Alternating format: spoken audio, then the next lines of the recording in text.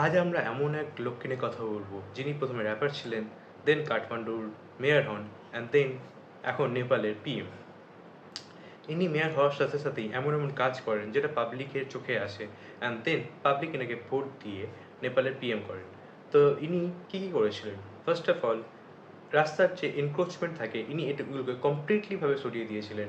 Also, যে government অফিসে আমরাও জানি যে বিশৃঙ্খলা থাকে অলওয়েজ, ইনি সেটা কমপ্লিটলি হটিয়ে দিয়েছিলেন and make it very discipline in the government office to be worked on. And after that he did what illegal কনস্ট্রাকশনগুলো পুরোপুরি নষ্ট করে দিয়েছিলেন।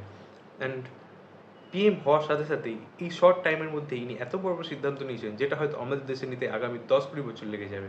First of all, he completely cleared the VIP culture completely. Even if PM গাড়ি আসলেও সেটাও সিগনালে দাঁড়াবে, কাউকে স্পেশাল ট্রিটমেন্ট দেওয়া হবে না, সবার গাড়ি চেক হবে।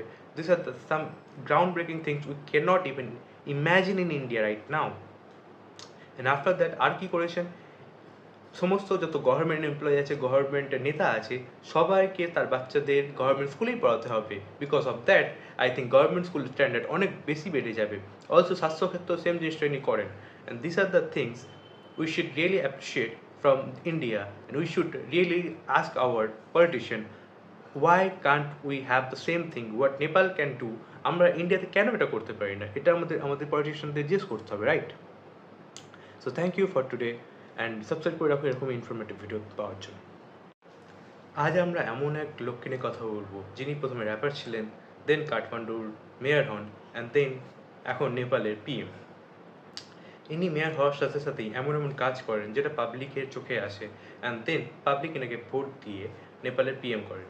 তো ইনি কী কী করেছিলেন? ফার্স্ট অফ অল, রাস্তার যে এনক্রোচমেন্ট থাকে ইনি এগুলোকে কমপ্লিটলিভাবে সরিয়ে দিয়েছিলেন।